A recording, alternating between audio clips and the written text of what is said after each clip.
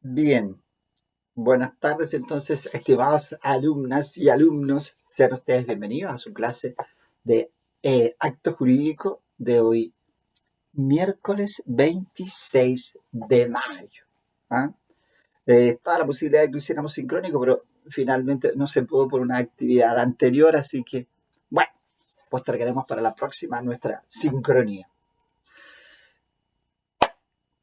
Técnicamente nosotros, bueno, antes de comenzar la clase, tengo que decir ahí que acabo de leer en la prensa que las universidades de Chile y universidades católicas van a, parece que a convocar una primera actividad con los 155 constituyentes. ¿Mm? Qué interesante, a ver si de alguna forma también el mundo universitario comienza su primer aporte a lo que va a ser este trabajo constitucional. ¿Ah? Siempre uno trae a la memoria, yo creo, esas clases donde le hablan de la historia de la formación de la ley, en el caso constitucional, de lo que significa todos los procesos constitucionales a lo largo de los siglos, y también de lo que fue en materia nuestra la formación del Código Civil. ¿Ah? Y estas discusiones, incluso que se producían a través del debate, ¿ah? De ideas a través del periódico. Bueno, eso es una fórmula, o es una forma, no una fórmula, sino que es una forma en que también la comunidad vaya participando de las ideas que se van a debatir. Ahora, tiene una especialidad el hecho de que sea el mundo universitario, no es todo el mundo universitario, obviamente estas dos universidades eh, tiene, digamos, una componente especial en orden a que de alguna manera la universidad puede, porque esto es una proposición simplemente, ¿eh? Puede proponer a la constituyente la... Dame un segundito, hay que justo entró un mail. Puede proponer a la constituyente, podríamos decirlo así, líneas de orden técnico. ¿En qué sentido lo decimos? Porque obviamente eh, la formación de la ley, ustedes lo van a ir aprendiendo o lo están aprendiendo por ahí en constitucional o no lo han visto en otras asignaturas, es este proceso de formación de la ley cualquiera, estoy hablando desde el nivel constitucional hasta el nivel más bajo de la reglamentación, tiene una estructura. Por eso cuando uno en introducción al derecho analiza la estructura de la norma, habla de su estructura lógica, habla de su estructura material, de la relación jurídica a que da lugar esta norma. Entonces, desde esa perspectiva, el mundo universitario puede colaborar en que los constituyentes se vayan posicionando. Es como una pequeño aporte de educativo a la conformación de un proceso legal que va a terminar en este caso no en una norma de rango simple, sino que en la Carta Fundamental. ¿Ah? Porque piensen que muchos de los constituyentes, sé que por ahí hay más de 55 abogados o algo así, pero muchos de los constituyentes no pertenecen al mundo del derecho. Entonces, la universidad puede ir aportando desde el derecho, obviamente, como primera categoría, podríamos decirlo, pero también desde el mundo de la sociología, desde el mundo del arte, de las ciencias, que van a ir aportando a ideas. Así que muy bueno en eso, para que sí tengamos a constituyentes bien informados y bien posicionados desde esa perspectiva y que el texto sea un texto que contribuya a que nuestra sociedad, eh, bueno, se, se presente hacia el futuro, hacia lo que viene, con una carta fundamental que sea sólida, ¿no? Sólida. La estabilidad es un tema que tiene que ver con la evolución social. ¿Ah? A lo mejor en esas características que uno analiza en constitucional, cuando le dicen no, estamos hablando de frente a una carta más dinámica, más poco flexible, más estática, eso lo va a ir diciendo de alguna manera el mundo del futuro. ¿Ah? La renovación del conocimiento es tan veloz y y la evolución social en el último tiempo ha demostrado también que tiene un grado de evolución muy importante. No digo que esto sea un fenómeno positivo o negativo, porque así como han avanzado muchas cosas positivas, me acabo de leer también ahí mismo que se probó un primer brazo robótico que lo controla la mente y tiene sensibilidad, que por supuesto que es un avance fabuloso, pero el mundo está, digamos, en este mismo instante también involucrado en grandes luchas, ¿ah? Grandes peleas. Por lo tanto, el hecho de que evolucionemos rápido no significa que, por eso le digo, necesariamente sea hacia cosas que nos beneficien. A veces hay algunas que no nos benefician para nada y son evolución también. ¿Mm? Así que es característica nomás, diría Darwin ahí, de la evolución.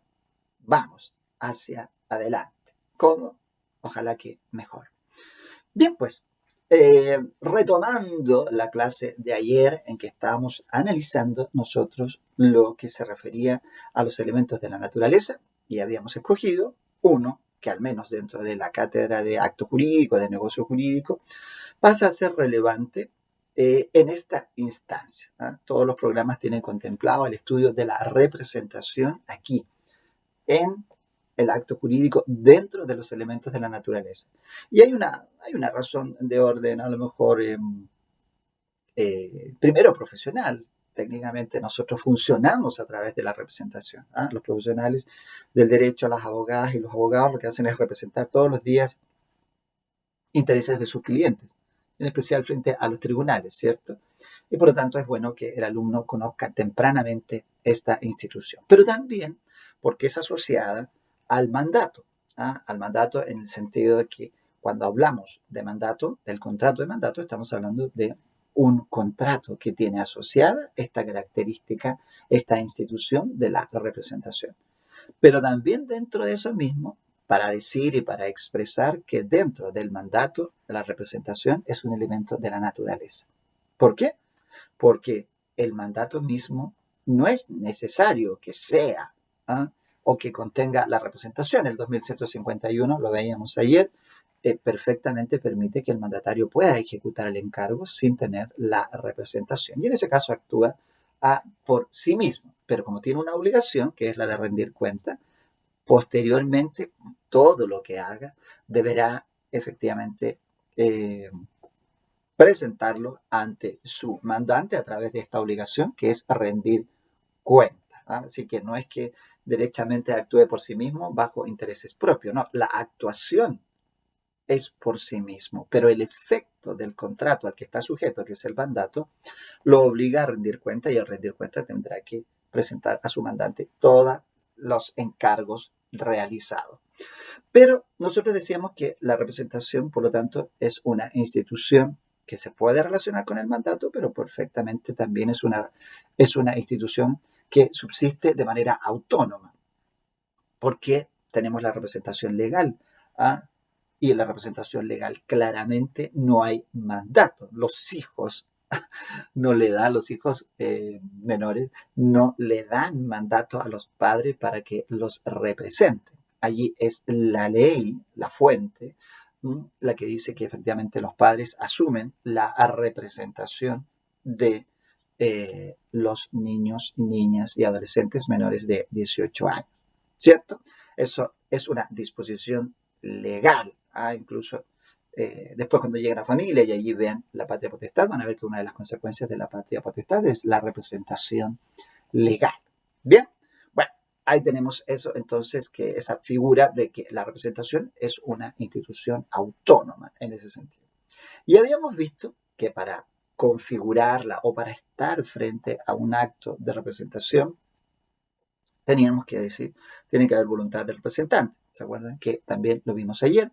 Tiene que existir una fuente, es decir, donde nace o de donde emana la posibilidad o la obligación, dependiendo, de actuar por representante. La posibilidad si es convenida y la obligación si se trata, por ejemplo, de casos de representación legal. También teníamos que el acto que efectivamente se va a ejecutar por medio de representante, tiene que permitir la representación. Aquí aparece de inmediato la noción del acto personalísimo, ¿cierto? El acto que no se puede ejecutar por vía de representante. Y eso, el clásico ejemplo allí del artículo 1004, la facultad de testar es indelegable. ¿Qué significa una facultad de testar indelegable? También es algo que vamos a ver hacia el futuro. Las personas, efectivamente, pueden otorgar testamento, pero la ley considera que esa última voluntad debe ser expresión fiel. ¿De quién? Del autor de esa voluntad, del sujeto causante. Y no puede, de alguna manera, llevar a un delegado, en este caso a un representante, a un mandatario, a decir, ¿sabes qué? Te dejo como encargo, redacta mi testamento, redacta mi última voluntad. No es que eso no sea posible en términos de realidad fáctica, pero el legislador toma una decisión y dice, no, esto no lo vamos a hacer porque lo que queremos es que el testamento sea fiel expresión de la última voluntad del causante y no de su representante, de su mandatario. Y por eso esa facultad es indelegable, de manera que la persona que estaba en una situación a lo mejor en que debía haber otorgado testamento, porque a lo mejor estaba próximo a sus días, como dice el 999, y tenía un mandatario y le dijese, ¿sabes qué? Redacta mi última voluntad. Eso no va a ocurrir, ese sería un testamento nulo en ese sentido, ¿no? Bueno, dicho eso, vimos también otros ejemplos en que son actos personalísimos, por ejemplo, el de la repudiación, ¿eh? De la paternidad o maternidad voluntaria. Cuando hay reconocimiento voluntario, el hijo cumplida la mayoría de edad y dentro del año debe también, más que deba, se va a pronunciar en términos de si mantiene o no mantiene esa paternidad y si no quiere puede optar por la repudiación. Es un acto que solo debe hacer él, nadie sino él podrá hacerlo al cumplir los 18 años de edad, según reza el 191. ¿Ya? Y finalmente el caso debatido ahí del artículo 20 de la ley de matrimonio civil, porque ahí dice que efectivamente el matrimonio celebrado ante entidad religiosa debe ser ratificado por los contrayentes ante el oficial de registro civil. Una norma que ha sido absolutamente criticada coincidiendo con el criterio de la profesora Carmen Domínguez, por lo intolerante, ¿cierto? En el fondo, si ya han celebrado un matrimonio ante una entidad religiosa, ¿qué sentido tiene ir a repetir la misma ceremonia ante el oficial de registro civil? La única posibilidad de explicación posible es que en el fondo la autoridad civil no considera válido ese matrimonio. Así de sencillo, ¿cierto?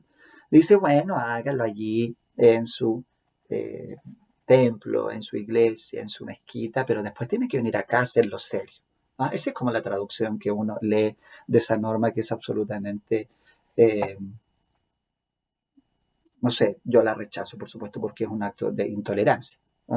O se respeta o no se respeta el matrimonio entre una entidad religiosa. Si no se quiere respetar, perfecto, es legítimo. Pero no se haga esta duplicidad. Te casas ante la entidad religiosa, pero después tienes que venir acá a decirlo seriamente. No, eso es impresentable, ¿no? Es impresentable. Pero bueno, así quedó la norma. ¿Y cuál es el punto? El punto es que esa ratificación tiene que ser efectuada por los contrayentes. No se puede delegar eso en un mandatario para que vaya y ratifique. Lo que parece un poquito absurdo, porque si ustedes leen el artículo 103, uno se puede hasta casar por mandatario. Entonces, ¿cómo no voy a poder hacer la ratificación por mandatario? Ven, ahí hay un problema de técnica legislativa. Bueno, puede que haya un propósito también detrás, pero uno podría decir, si se puede celebrar el matrimonio mediante mandatario, es ilógico no permitirlo, no permitir que la ratificación sea también por mandatario. Es como decir, efectivamente, enviamos a nuestros mandatarios a celebrar el matrimonio, pero después cuando haya que ratificarlo, hay que ir personalmente. Bueno, por eso la profesora Carmen Domínguez, no le puedo decir Carmen porque en algún minuto fue mi profesora también, Carmen Domínguez, la profesora Carmen Domínguez, dice que no, esto es, o sea, rebate la interpretación que se le da a ese artículo. Interesante punto ese, ¿cierto? Bueno, y nos quedaba solo uno, la Contemplatio Domini. ¿Ah? Ese nombre latino tan bonito, ¿ah? Me hace acordar hasta unos monitos animados que yo veía. Y bueno, ¿qué significa el actuar a nombre de otro? ¿Ah? Esa es una especie de constatación real. ¿Ah?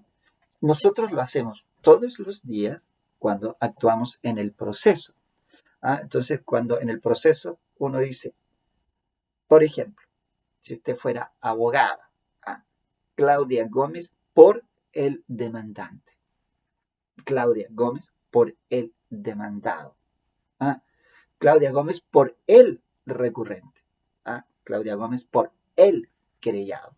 Entonces, cuando uno dice, se presenta y luego dice por él o por la parte, por el recurrente, por la querellante, en esa frase, ¿ah? De 3 palabras, por decirlo así, es cuando está actuando a nombre de otro. Porque muchas veces incluso los abogados en presentaciones en las que tienen intereses personales dicen por sí.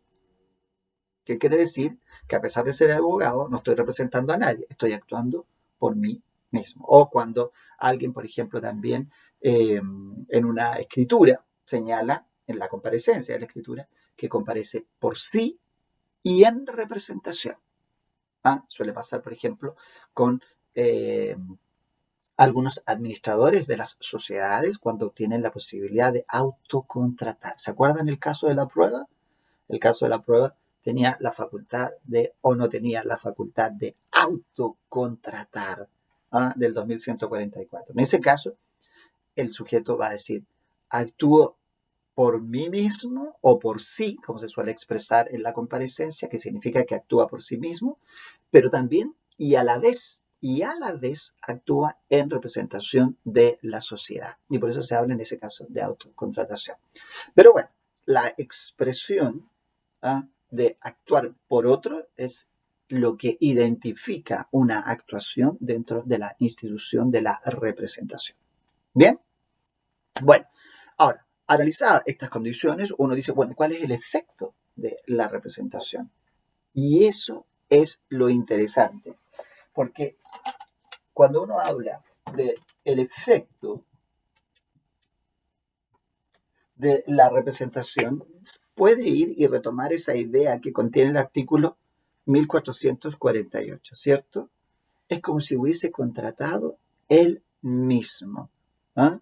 Esa expresión, sin embargo, no dice todo lo profundo que tiene la representación. La representación, en su efecto máximo, es que los efectos del acto realizado por el representante se radican en el patrimonio del representado. Ese es el tema. ¿Eh? Entonces uno dice, el efecto del acto del representante se radica ¿dónde? ¿Ah?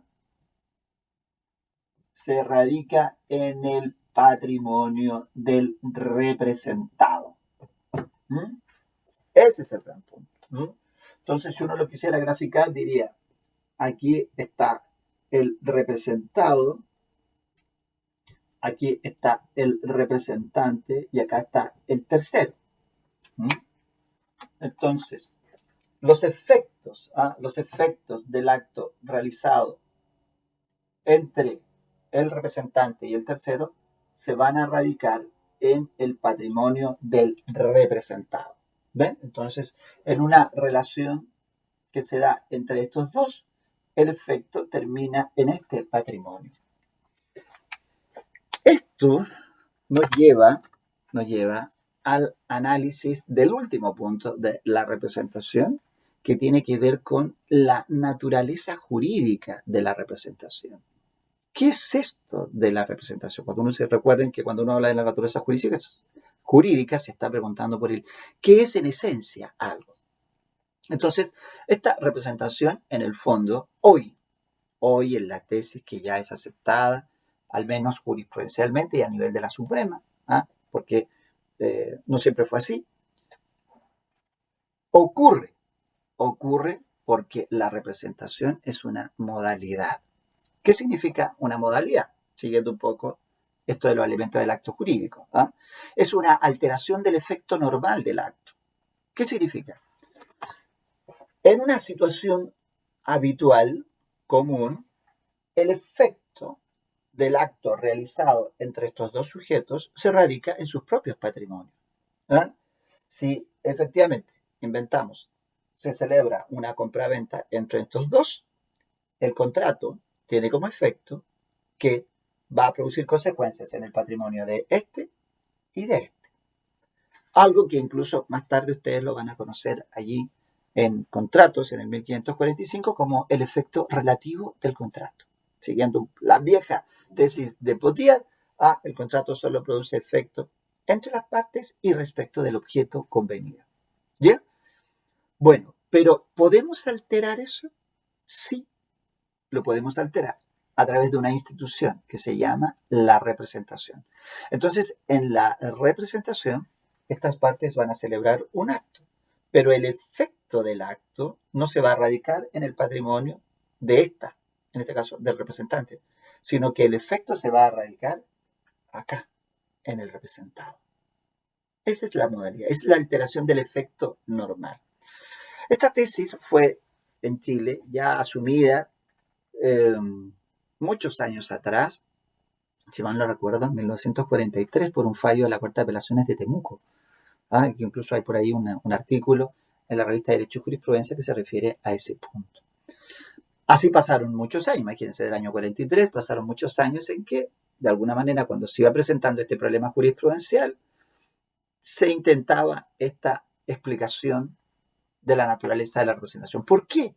Porque la que venía de antes de eso era la tesis de la ficción, que esa venía del derecho romano. Ahora, las tesis de la ficción, en todo ámbito, siempre decía el profesor Peñailillo, en el fondo demuestran o evidencian la incapacidad del legislador para describir lo que realmente es una institución. Entonces, hagamos como que es, como si fuese. Entonces, ¿cuál era la ficción? La ficción era que el que contrataba es el representante que está allí presente a través de su representante. ¿Ya? Esa era la teoría de la ficción. Entonces, en el fondo, este representante no actuaba, en el fondo, siendo sí mismo, sino que el representante actuaba en ese instante como si estuviera poseído del espíritu del representado. Por lo tanto, no aparece como algo, bueno, en tiempos del racionalismo puro, como lo que vimos hoy día, que somos una sociedad tremendamente racionalista, aunque no sé, de repente con tantos fans de las películas de superhéroes, a veces me pregunto qué realidad viven los jóvenes de hoy. Tanto que por ahí, si mal no recuerdo, fue este cineasta antiguo, Martin Scorsese, reclamando porque todas las financiamientos van hacia el mundo del cine de fantasía. Yo pienso que en la época de los superhéroes, una época de la vida nomás, pues, pero así como ya quedarse en esa situación parece un poquito preocupante.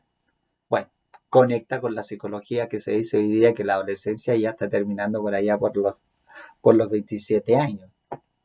Por lo tanto, significa que la juventud va a ir partiendo como de los 30 hasta los 50. Van a ser adultos ya a los 90 más o menos. Bueno, ¿ven? Evolución social. Ahora, no sabemos si positiva, si negativa. Al fin y al cabo hay algo que manda, la realidad. Y cuando uno llega a la realidad, bueno, cuando fui niño actuaba como niño, pero cuando fui hombre hay que actuar como hombre, como mujeres. Ya no se puede actuar como niño.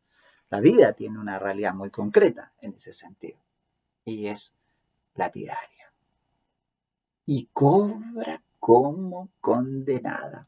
La vida se cobra todo. Así que a tenerlo presente eso. Bien, bueno, Entonces, decíamos que hay dos tesis. Ahora, las dos tesis tienen un impacto en términos de lo que pudiese ser la explicación de ciertos actos que ocurren. Por ejemplo, veamos en la tesis de la ficción, vamos a poner aquí una F de ficción, cómo funcionaría, por ejemplo, el gran problema de la solemnidad. Porque hay un tema ahí en mandato. Si el mandato para celebrar un contrato de compraventa de inmuebles debe otorgarse o no por escritura pública. ¿Ya? Imagínense que yo quiero que usted vaya y compre allí un departamento en la ciudad de La Serena. Yo no puedo ir, pero necesito para que vaya alguien en mi nombre. Entonces lo contrato a usted como mandatario con mi representación, hace un mandato con representación, y va a la ciudad de La Serena a comprar. Entonces el mandato que yo le doy debe ir por escritura pública, porque el contrato de compraventa de inmuebles es por escritura pública, eso lo sabemos, 1801 inciso segundo. Pero el mandato que yo le dé debe ser por escritura pública. El problema es que allá, en materia de compraventa y en materia de mandato, en ninguno de los dos contratos hay un pronunciamiento específico o una norma directa, si aquí no se requiere pronunciamiento, una norma directa que diga el mandato para celebrar el contrato de compraventa de inmuebles debe ser solemne. Ninguna parte lo dice. Entonces hay toda una discusión doctrinaria y obviamente que la práctica, no la realidad legal, la práctica, ha hecho que cada vez que se celebre un contrato de compraventa a través de mandatario, el mandatario tiene que acreditar que tiene un mandato por escritura pública. Pero analicémoslo desde el punto de vista de la teoría, es decir, veamos esa naturaleza jurídica. En la tesis de la ficción, la voluntad que va a contratar es la voluntad del representado y por lo tanto tiene que ir revestida de la solemnidad. ¿Por qué? Porque ficticiamente es como si estuviera el representado allí, actuando. Por esa razón, y en esa explicación, obviamente que debería ir el mandato solemnizado. Denme un solo segundo que se está descargando. Vamos a colocar ahí el cargador. A ver. Ahí sí. Perfecto. La magia de la energía. Entonces, en este caso, debe ir revestida de la solemnidad porque ficticiamente debe ir acompañado. Aquí hay varias tesis, está la tesis del nuncio, también del mensajero. El representante lleva por decirlo así, como una especie de altar, la voluntad del representado la lleva al contrato. En la tesis de la modalidad, que es la tesis reciente ya aceptada dentro de nuestro, vamos a poner M de modalidad, la voluntad que contrata es la voluntad del representante. Esa es la que actúa en frente del tercero. Por lo tanto, aquí no se requiere que el mandato haya sido otorgado por escritura pública, porque la única voluntad que va a actuar y actúa normalmente es la representante, y la compraventa se va a celebrar por escritura pública, así que no hay ningún inconveniente. Bueno, eso genera obviamente ahí un problema de realidad práctica. Yo no les recomendaría que llegaran allá a La Serena sin el mandato, porque el notario va a decir, no señor, mientras usted no me acredite que tiene personería, yo no lo voy a dejar firmar. ¿Ya? Así que uno acostumbra, obviamente, decirle al cliente, no, dame un mandato por escritura pública si quieres que yo vaya a celebrar por ti esa compraventa. Pero eso también tiene un impacto que se podría resolver en el sentido contrario. En la tesis de la modalidad, ¿cómo opera, por ejemplo, el error? El error.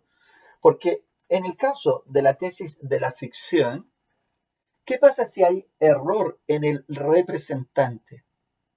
Si hay error en el representante, en este caso vamos a poner ahí una letra E de error, ¿no?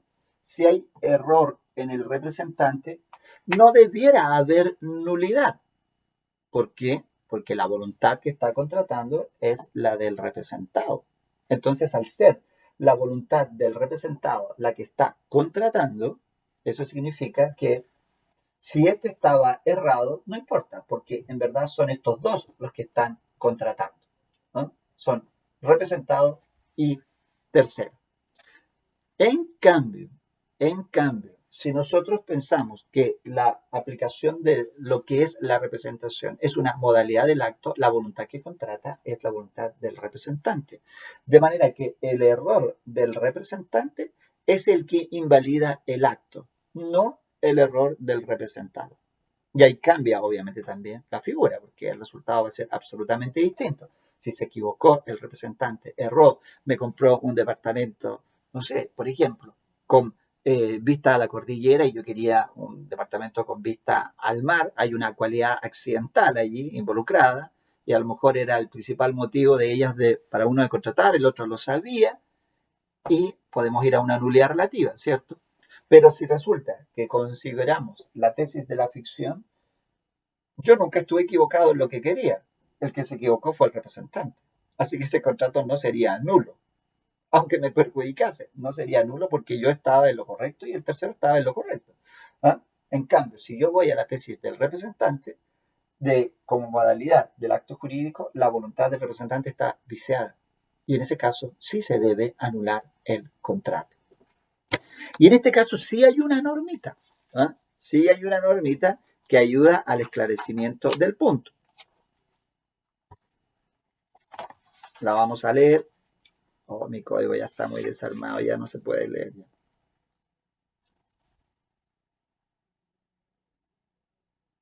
Fíjese lo que dice el 678. Dice, si la tradición se hace por medio de mandatario o representantes legales, el error de estos invalida la tradición. El error de estos invalida la tradición. Ahí subyace la idea de que el legislador entiende que la voluntad que está realizando la tradición es la del representante. Si seguimos esa nomenclatura, de esa disposición, llegaríamos a que en verdad la tesis escogida es la tesis de la modalidad. Entender que cuando existe representación, la voluntad que está contratando es la voluntad del representante. Parece más lógico, de todas maneras, aplicar esta explicación de la representación y no la de la ficción, que es esa cosa como un poco espiritual o un poco también metafísica. No estoy allí, pero estoy presente allí. Bueno, cosas que se dan en este mundo jurídico y que a veces cuando hay algunas mentes preclaras logran entender lo que en verdad está pasando y dan una buena explicación y dejan atrás, por supuesto, todo lo que se refiere a la ficción. Bien, bueno, con esto entonces damos por cerrado el capítulo del estudio de este elemento de la naturaleza en particular. Recuerden que hay otros elementos de la naturaleza, como también lo vimos ayer, el saneamiento, lo van a ver en contratos en materia de compra-venta. Hay también por allí, dentro de las obligaciones alternativas, también hay otros elementos de la naturaleza, elementos que se pueden ir desprendiendo sin causar daño al contrato, ¿no? Y que son implícitos, que están dentro de él. Bien, con eso entonces pasamos a los elementos accidentales, que en verdad